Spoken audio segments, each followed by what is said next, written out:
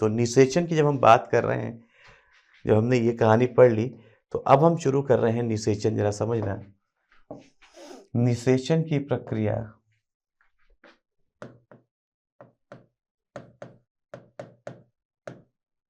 निषेचन की प्रक्रिया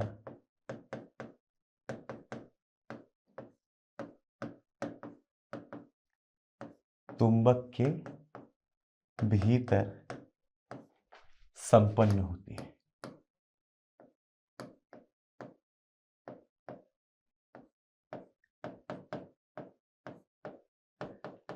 अब ये कैसे संपन्न होती है उसकी कहानी पढ़ते हैं कि ये संपन्न कैसे होता है। अगर आपको याद है तो जो सेकेंडरी oocyte थी वो ये रही कोशिका, केंद्रक वाली, मतलब सेकेंडरी oocyte की। इसके ऊपर एक परत थी जिसे हम लोग जोना पेलुसिडा बोलते थे।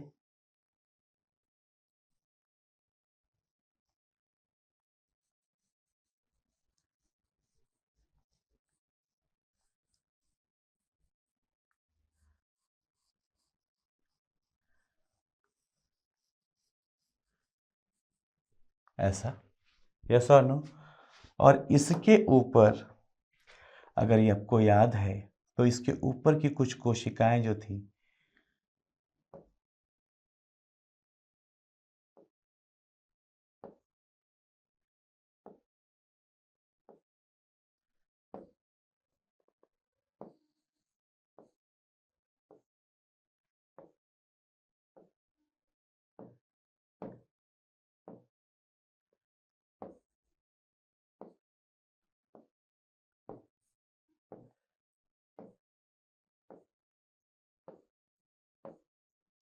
ऐसी कुछ कोशिकाएं पाई जाती हैं। याद होगा आप लोगों ने, अपनी पुस्तक देखोगे तो भी आपको दिखाई देगा। ये दिख रहा है, ये जो सबसे बाहर ये दिख रहा है, ये होता है कोरोना रेडिएटा।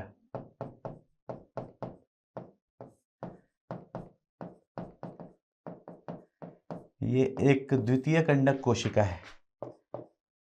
ये क्या है, सेकेंडरी oocyte जब निकलती है तो वो इसी रूप में पाई जाती है, द्वितीय कंडक। कोरोना रेडिएटा सबसे बाहर, बीच में इसके अंदर एक आवरण दिख रहा है, डार्क डार्क सा।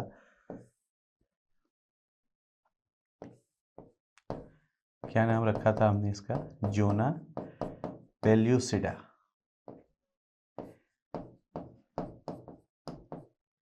और क्या कहलाता है ये, जोना पेलुसिडा। क्लियर बच्चे? जब इस सारी संरचना को देख लेते हो तो इस जोना पेलुसिडा के अंदर है ये अंड कोशिका। इसके अंदर क्या है, अंड कोशिका है, जो है द्वितीयक अंडक असल में। अभी मैं आपको दिखाता हूं पूरी कहानी। ये क्या है, द्वितीयक अंडक। अब इस द्वितीयक अंडक के पास ये मादा के शरीर में जहां पे भी होगा शुक्राणु पहुंचेगा, यस और नो। ये मादा के शरीर के अंदर जहां पे भी है, अरे ये रहो, यहाँ पे या यहाँ पे है, शुक्राणु यहाँ पे मूव करते करते पहुंचेगा, यस और नो। शुक्राणु यहाँ पे सबसे पहले अम्लीय क्षारीय परिस्थितियों से लड़ा, फिर यहाँ से आगे बढ़ते बढ़ते बढ़ते बढ़ते यहाँ आता है। यहाँ की कहानी बड़ी इंपॉर्टेंट है, यहाँ की कहानी बहुत इंपॉर्टेंट है। ये आपका बन गया, यहाँ पे मैं लिख रहा हूँ 200 से 300 शुक्राणु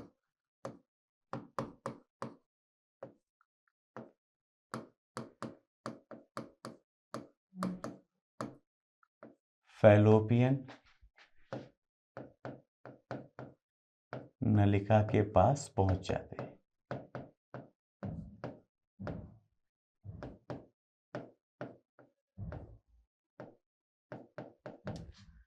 पहुंचते हैं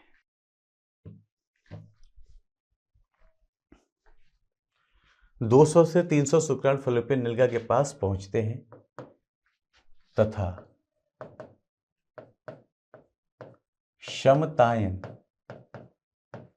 बहुत इंपॉर्टेंट है बेटा ये, कैपेसिटेशन बोलते हैं। क्या बोलते हैं, कैपेसिटेशन। जरा ध्यान से सुनना क्या हो रहा है।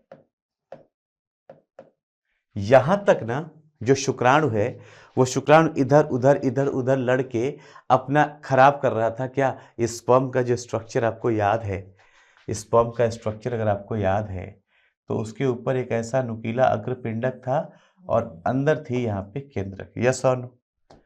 और इसके ऊपर, इस शुक्राणु के ऊपर यहाँ पे हम कवरिंग बना रहे थे, यस और नो। यहाँ पे बच्चे एक बहुत ही, एक थोड़ी मोटी सी प्रोटेक्टिव लेयर भी होती है ये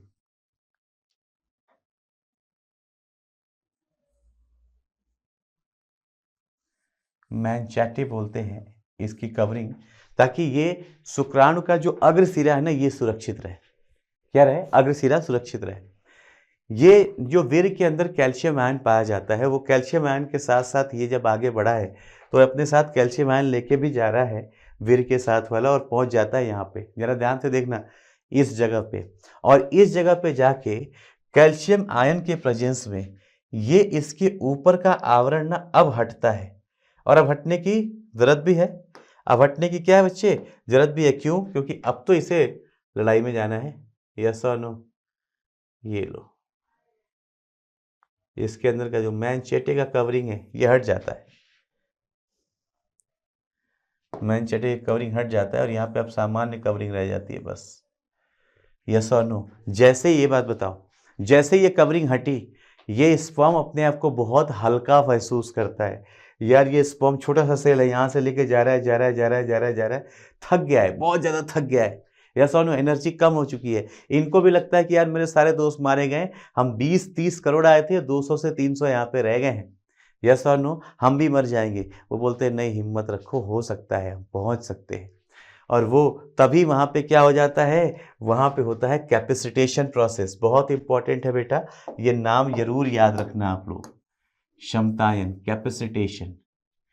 क्षमतायन द्वारा, कैपेसिटेशन द्वारा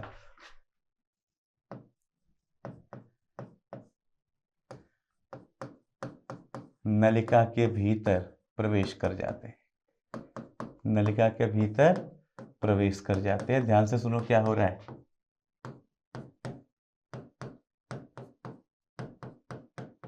पूरी कहानी, ये यहाँ तक पहुँच गए, स्पर्म फैलोपियन ट्यूब तक, थक जाते हैं। तब तक उनको बोला जाता है कि तुम टेंशन मत लो, तुम यहाँ से हटा दो, तुम यहाँ से क्या कर दो, हटा दो। और ये हटाया किसके द्वारा जाता है? ये कैपेसिटेशन में कौन सा आयन रिस्पॉन्सिबल होता है? बहुत इंपॉर्टेंट सवाल है। Calcium ion. कौन सा बच्चे? कैल्शियम आयन, बहुत इंपॉर्टेंट है। कैल्शियम आयन नहीं होगा तो भैया निषेचन ही नहीं होगा, ऐसा सवाल बन चुका है कि कौन सा आयन नहीं होगा तो निषेचन नहीं होगा, कैल्शियम आयन नहीं होगा तो, क्योंकि ये कैल्शियम आयन ही क्या करा रहा है यहाँ पे, कैपेसिटेशन करा रहा है। मैं दिखा देता हूँ, ये यहाँ से ये लेयर हटवा रहा है और यहाँ से ये इसको कमज़ोर कर रहा है ना, ताकि ये आराम से हट जाए। और ये हटा, जब ये हट गया, अब ये कमज़ोर आवरण हो गया है, मेन चीज़ हट गया है कैपेसिटेशन विधि द्वारा। तो अब जब ये स्पर्म जाता है, हल्का हो जाता है, स्पर्म को बोला जाता है कि अब बस तुम पहुँच गए हो, दौड़ लगाओ। और ये स्पर्म फिर भागना शुरू करता है। ये स्पर्म क्या करते हैं? फिर भागना शुरू करते हैं बहुत तेजी से इस नलिका के अंदर। इस नलिका के अंदर स्पर्म अब और तेजी से इधर की तरफ भागना शुरू करते हैं आफ्टर कैपेसिटेशन। ठीक है बच्चे? और स्पर्म में लगती है होड़ कि कौन पहले पहुंचेगा। स्पर्म में क्या लग जाती है? होड़ लग जाती है कि पहले कौन पहुंचेगा।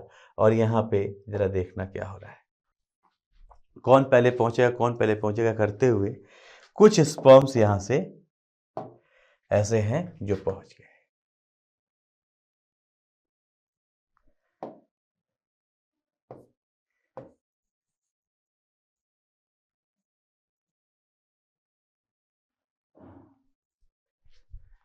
लेकिन क्या एक ही आएगा? नहीं, ऐसा नहीं होता, एक के साथ कई सारे, क्योंकि जो है अब तो जो एंड में पहुंचे उनका मुश्किल अब खत्म ना, तो यहाँ से बहुत सारे या कई सारे स्पर्म के पहुंचने की संभावना होती है। क्लियर बच्चे? बहुत सारे स्पर्म यहाँ पे पहुंच सकते हैं। बट एक चीज़ बड़ी इंपॉर्टेंट है, बहुत मज़ेदार है, आपको दिखाता हूँ। एक स्पर्म आया, ये यहाँ पहुंचा। जैसे ही स्पर्म आता है, वो क्योंकि हल्का हो चुका है, वो बहुत तेज भाग रहा है, और वो इधर से एक तरफ से आ रहा है और इधर से अंड कोशिका, एक तरफ से ये, इधर से अंड कोशिका, यस और नो। देखो यार, इधर से स्पर्म आ रहा है तेजी से, इधर से अंड कोशिका, और दोनों के रास्ते में हो जाती है मुलाकात, और ये स्पर्म तेजी से जाते जाते अंड कोशिका से टकरा जाता है।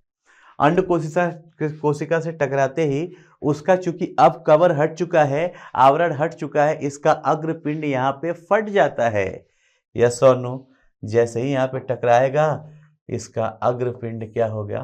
फट गया।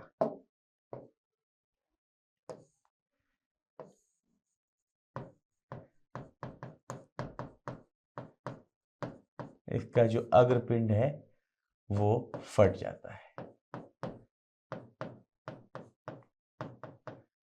और आप लोगों को पता ही है अग्रपिंड के अंदर क्या है? हार्मोन्स है,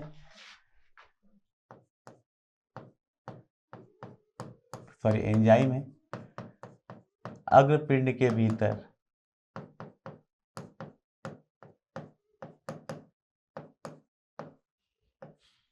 एंजाइम पाए जाते हैं।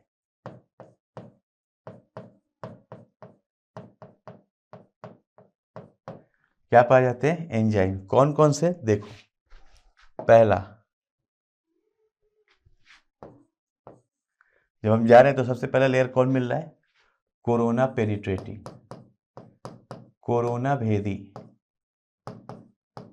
एंजाइम।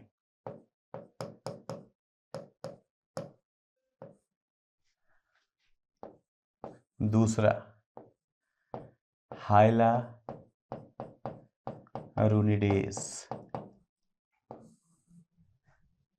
और तीसरा कोरोना भेदी, हाइलारुनिडेज, और तीसरा यहां पे मिला इसको जोनालाइसिन।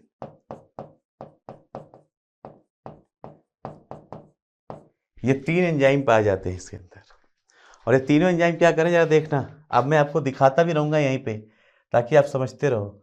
जैसे ये टकराया तो जो कोरोना भेदी एंजाइम निकला वो कहाँ काम करेगा? जो कोरोना भेदी एंजाइम निकला इसमें से वो कहाँ काम करना शुरू कर दिया? इसके ऊपर। ध्यान से देखो, जैसे टकराया अग्रपिंड फटा, अग्रपिंड के अंदर हार्मोन पाए जाते हैं, सॉरी एंजाइम पाए जाते हैं। कौन कौन से? लिख दिए। तो जैसे ये एंजाइम निकला तो उसमें से जो कोरोना भेदी एंजाइम है, इसमें से जो कोरोना भेदी एंजाइम है वो इस कोरोना रेडिएटा को डिस्टर्ब करना शुरू कर दिया। यस और नो? और जैसे जैसे ये कोरोना रेडिएटा पे काम करता है, देखते रहना, मैं यहाँ मान रहा हूँ कि इस जगह पे काम कर रहा है तो मैं कोरोना को हटा रहा हूँ। ये लेयर क्या होते जाएंगे? हटते जाएंगे। हट गए, ये लेयर हटते जाएंगे। इसके बाद ये लेयर हटे तो जैसे ये 2 लेयर का दिख रहा है आपको, 2 लेयर का दिख रहा है ना, एक ऊपर एक नीचे। जैसे ही ऊपर की परत हटती है, आप याद करो एनिमल सीमेंट क्या होता है? एनिमल सीमेंट जो 2 जंतु कोशिकाओं को जोड़ता है वो क्या होता है सामान्यतः?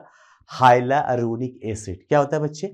हाइलारुनिक एसिड। तो वो हाइलारुनिक एसिड की लेयर आती है जिसको कौन हटाएगा? ये हाइलारुनिडेज। क्लियर? हाइलारुनिडेज ने उसको हटाया, और जैसे ये हटा, अब आप समझिएगा, यहाँ पे ध्यान से देखिएगा मैं क्या कर रहा हूं। जैसे ही ये हटा, यहाँ पे पूरी जगह खाली, और ये जो स्पर्म था ये स्पर्म अब यहाँ पहुंच गया।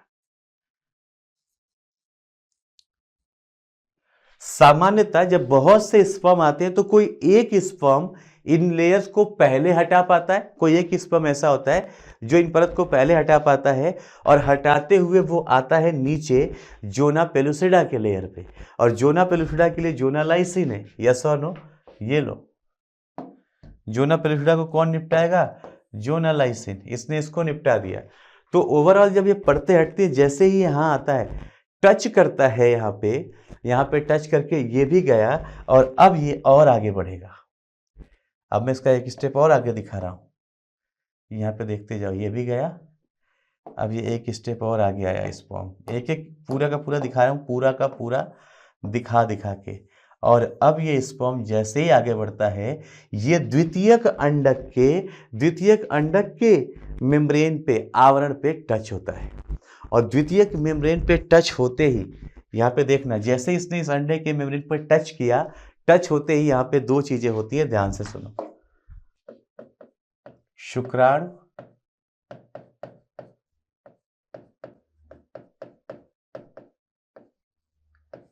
द्वितीयक अंडक के भीतर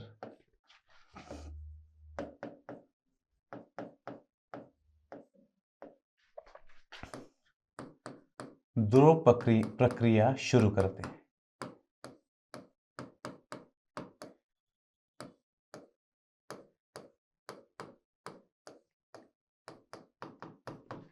देखिए क्या क्या हो रहा है।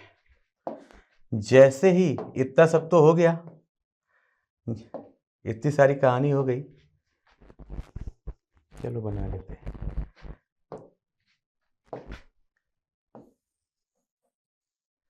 इस अंड कोशिका के दीवार पे, इसकी भित्ति पे जैसे ही स्पर्म ने टच किया, समझना बच्चे, यहाँ पे दो प्रोसेस चल रही है।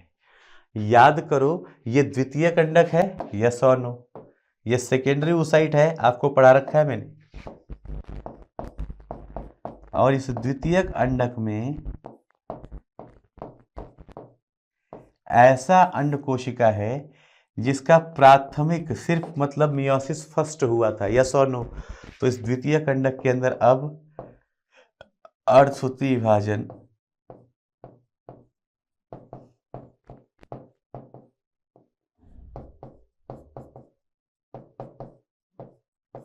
अंदर के तरफ क्या हो रहा है, इसके केंद्रक का, इसके इस वाले हिस्से का अर्धसूत्री विभाजन हो रहा है। वो भी कैसा, असमान, याद है, असमान अर्धसूत्री विभाजन। और यहाँ पे दो कोशिकाएं बन गई, ध्यान से देखते रहना बच्चे। दो कोशिकाएं बन गई, एक कोशिका बन गई आपकी प्रॉपर अंड कोशिका, और एक बन गया ध्रुवीय पिंड, यस और नो। एक क्या बन गया, ध्रुवीय पिंड बन गया। अंड कोशिका और ध्रुवीय पिंड बन गए यहाँ पे। और दूसरा यहाँ पे, एक तो पहली अभिक्रिया हुई, पहला दो प्रक्रिया शुरू करवाते हैं। पहला बता दिया मैंने, पहला क्या है, अर्धसूत्री विभाजन।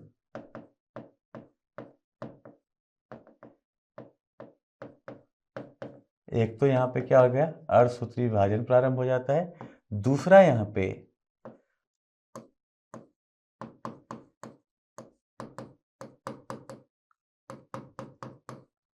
अब आप समझिएगा क्या हो रहा है बेटा। एक स्पर्म जो है, मतलब बहुत सारे स्पर्म एक साथ अंडे के पास पहुंच सकते, संभव है, बहुत सारे पहुंच सकते, हो सकता है 10-20 पहुंच जाए। लेकिन यह संभव नहीं है कि सारे के सारे एक साथ ही कोरोना पेनिट्रेटिंग को, कोरोना लेयर को भी हटा दें, एक साथ ही हाइलुरोनिक को भी हटा दें, एक साथ ही ज़ोना पेलुसिडा को हटा दें और एक साथ ही घुस जाए। हाँ, ऐसा सामान्यतः संभव नहीं है। कभी कभी विरले कंडीशन में ऐसा होता है कि दोनों तरफ से एक साथ हो रहे हैं ना, दोनों तरफ से एक साथ, और दोनों एक साथ आ जाते हैं। अन्यथा जब पहला शुक्राणु यहाँ पे आता है, ध्यान से देखना, जब पहला शुक्राणु यहाँ पे आता है, इस कोशिका द्रव्य के अंदर मौजूद उपापचयी पदार्थों को वो यहाँ पे इकट्ठा कर देता है, किनारे किनारे क्या कर देता है, इकट्ठा कर देता है। इससे दो चीजें होती हैं कि वो शुक्राणु जो पहले आया है वो अपना रास्ता बना लेता है अंदर की तरफ, और बाकी रास्ते को क्या कर देता है बच्चे, ब्लॉक कर देता है। भाई मैं पहले आया हूं तो मैं फर्स्ट हूं तो मैं तो पहुंच गया, यस और नो। अब सेकेंड वाला जो आएगा उसको यहाँ पे निषेचन के लिए रास्ता मिलेगा। वो आएगा तो वो भी यही टकराएगा, देखो मैं दिखा रहा हूं, जो दूसरा आएगा वो भी टकराएगा तो यहीं पे।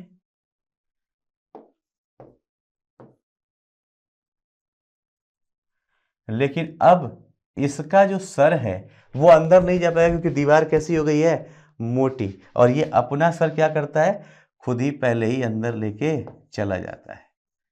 और अंदर जाते ही यहाँ से दो प्रक्रिया शुरू हुई, एक तो ये बन गए और दूसरा शुक्राणुरोधी क्रिया। समझ में आया। यहाँ पे बच्चे अब अंड कोशिका जब यहाँ पे आती है, टच करती है, तो यहाँ पे एक और बहुत इंपॉर्टेंट प्रोसेस होता है, बहुत ही ज़्यादा इंपॉर्टेंट प्रोसेस होता है, फर्टिलाइजिंग और एंटी फर्टिलाइजिंग।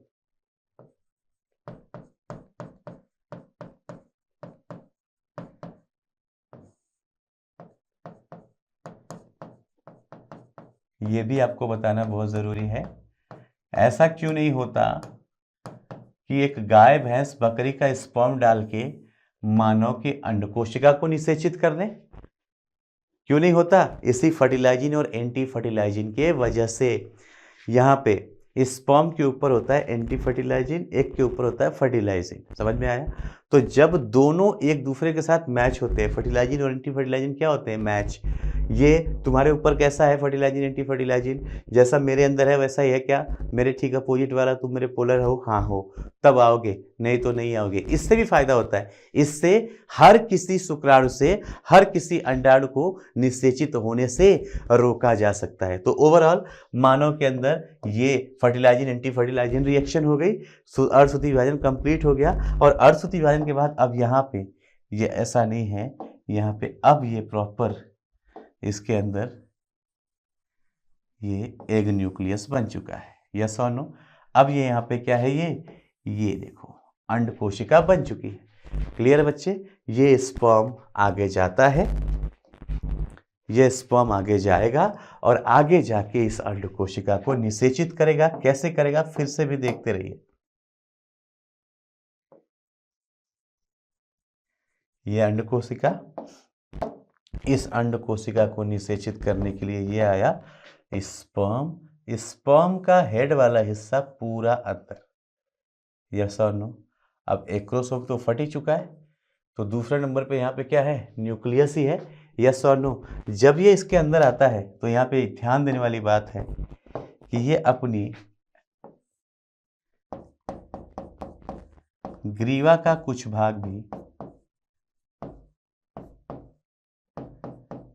अपनी ग्रीवा का कुछ भाग भी उस अंड कोशिका के अंदर तक लेके आ जाता है। और जो ग्रीवा का कुछ भाग इसके अंदर लेके आता है वो, उसके अंदर है सेंट्रियोल। याद आ रहा है? तारक काय। ये तारक काय ही निषेचन के पश्चात, ये तारक काय ही निषेचन के पश्चात युग्मनज विभाजन में मदद करता है, क्योंकि तारक काय के बिना एनिमल सेल डिवाइड नहीं होती। यस और नो? तो ये युग्मनज के विभाजन में क्या करता है? मदद करता है तारक काय। क्लियर है बच्चे? देखो, यानी अब इसको अगर मैं आगे बढ़ाऊं एक प्रोसेस, तो अब ये मुझे ऐसा दिखाई देगा। यहाँ पे इसका न्यूक्लियस और इसी के साथ फ्यूज हो चुका है ये न्यूक्लियस, और यहाँ से बन जाता है युग्मनज। क्या बन गया? ये दोनों मिलने की वजह से युग्मनज बन गए और निषेचन की प्रक्रिया संपन्न हुई। यह स्पष्ट है? निषेचन की प्रक्रिया संपन्न हुई। ये युग्मनज कहाँ बना है? ये पहले भी बता चुका हूँ 2-3 बार, फिर से बता रहा हूँ। कहाँ बना है? ये बना है तुम्बक के भीतर। तुम्बक के भीतर। स्पष्ट है बच्चे? ये तुम्बक के भीतर बनने के बाद, तुम्बक के भीतर बनने के बाद भी युग्मनज को जो वहाँ पे कोशिकाएं हैं, जो सिलियरी सेल्स हैं, वो अभी भी आगे भेजती रहती है। ये देखो, यहाँ से फोटो से देखो, पढ़ा सब रखा है, देखते रहो। ये यहाँ पे बनने के बाद भी अभी भी इसको क्या किया जाएगा? आगे धक्का दिया जाएगा, इधर से, यहाँ से इधर। और विभाजन की बात हो गई, जरा देखना।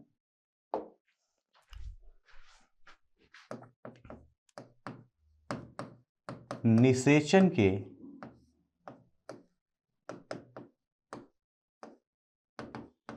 24 घंटे के भीतर ही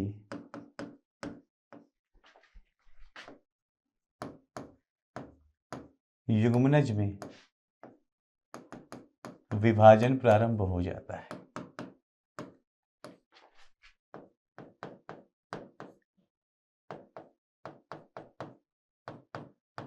विभाजन प्रारंभ हो जाता है तथा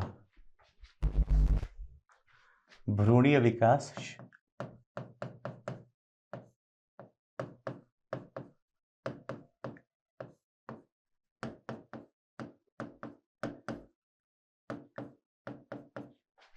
आरंभ हो जाता है। किसका आरंभ हो जाता है? भ्रूणीय विकास का आरंभ हो गया। भ्रूण वहां पे बनना शुरू हो गया। अब ये भ्रूणीय विकास कैसे हो रहा है जरा देखना। ये जो युग्मनज है, अब ये कोशिका नहीं है, ये क्या है? युग्मनज 2n। ये करता है समसूत्री विभाजन। कैसे विभाजन? समसूत्री ना, सतत समसूत्री लिखो।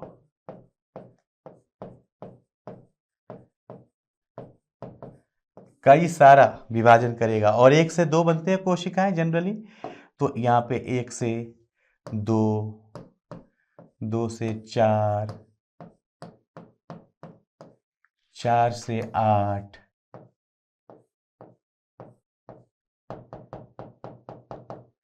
8 से 16, ऐसे बहुत सारी कोशिकाओं में ये लगातार विभाजित करते रहता है, जिसे हम संयुक्त रूप से ब्लास्टोमियर,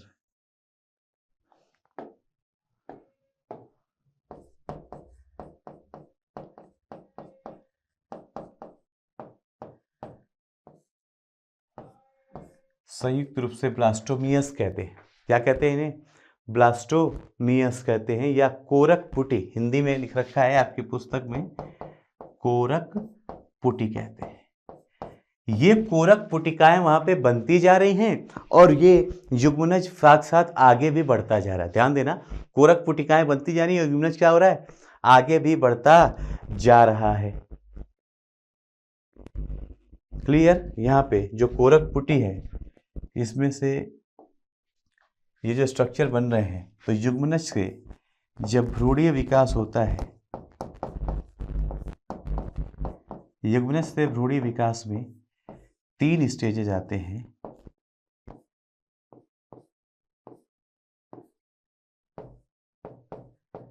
मारुला,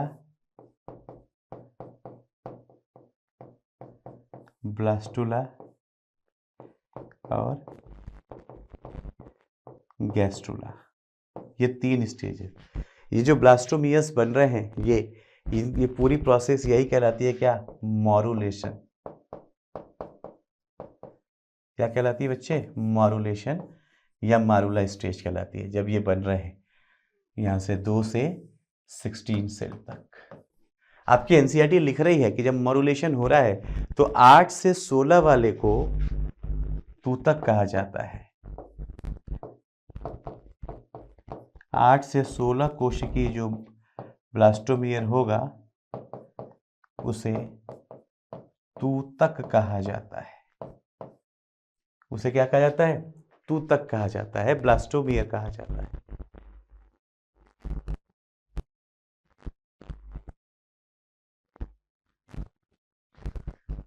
जो ब्लास्टोमियर है वो तूतक या मारुला कहा जाता है।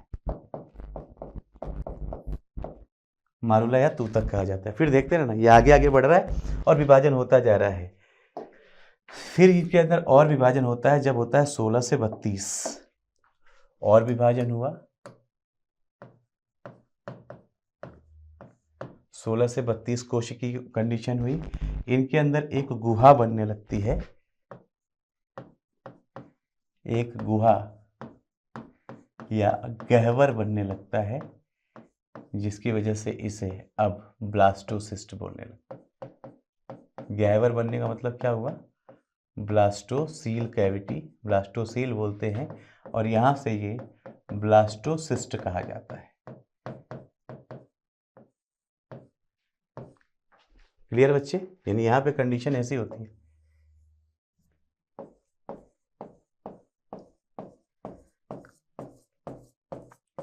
कि बाकी सब कोशिकाएं कहाँ पे हैं?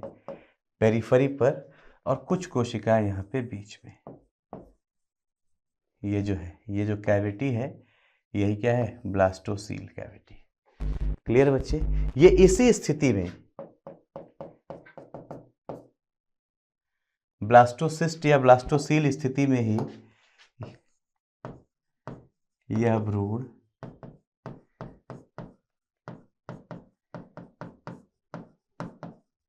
फैलोपियन नलिका से निकलकर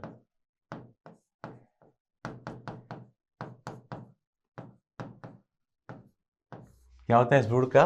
ये फैलोपियन नलिका से निकलकर गर्भाशय में आता है।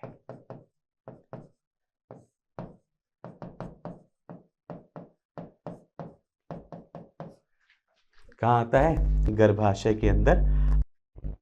क्लियर? और ये जब आया है तो इसमें जो बाहर बाहर ये जो कोशिकाएं हैं, ये इन्हें हम बोलते हैं पोषकोरक। या कोरक पोष, जो कोरक का पोषण करते हैं, ट्रोफोब्लास्ट, और इन्हें बोलते हैं अंतःकोशिकीय,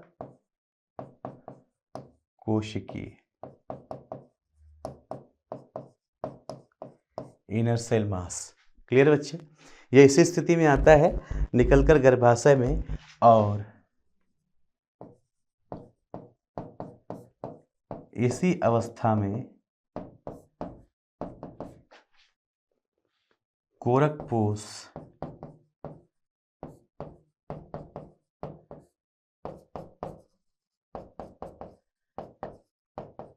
गर्भाशयी दीवार के साथ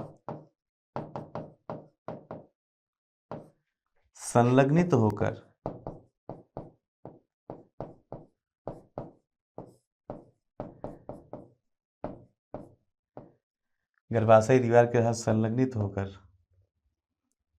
अंतररोपण की शुरुआत करती है।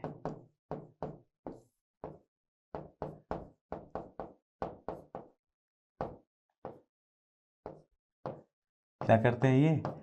अंतररोपण को प्रारंभ करते हैं। तो भ्रूण का विकास कैसे हुआ, ये पूरी कहानी हमें समझ में आ गई। और ये ब्लास्टोसिस्ट अब जाके अंतररोपण को क्या करेगा? शुरू करने वाला है। यहाँ तक की कहानी हमने समझ ली। अंतररोपण की ये प्रॉपरली क्या हो जाती है? यहाँ से शुरुआत हो जाती है। और अब ये जो भ्रूणीय अवस्था है, ये इसी के रूप में अंतररोपित हो जाएगा, और अंतररोपित होने के बाद अंदर कैसे परिवर्तन होगा, कैसे भ्रूण जो है बच्चे के रूप में परिवर्तित होगा, और कैसे ये बाहर निकलेगा। उम्मीद करता हूँ ये सारी कहानी हम अगले लेक्चर में पढ़ के ये चैप्टर क्या कर देंगे? ख़त्म कर देंगे। आज के लिए इतना ही, जहाँ पे आपने भ्रूणीय विकास और अंतररोपण की शुरुआत की बात कर ली, निषेचन की प्रक्रिया की बात कर ली। बहुत अच्छा लेक्चर होगा, इम्पॉर्टेंट लेक्चर होगा आपके लिए, इसलिए इसे एक बार अच्छे से पढ़ लेना। ठीक है बच्चों? आप लोग चाहते हैं कि जो आप लोग पढ़ रहे हैं इसका PDF नोट्स पा सकें, इनके जो आपने टॉपिक्स डिस्कस किए इसके ऊपर बेस्ड आप क्वेश्चन प्रैक्टिस कर सकें, तो आप मोशन का ऐप डाउनलोड करें और वहाँ से पढ़ते रहें। मिलते हैं बच्चों नेक्स्ट लेक्चर में। Till then, God bless, take care, have fun.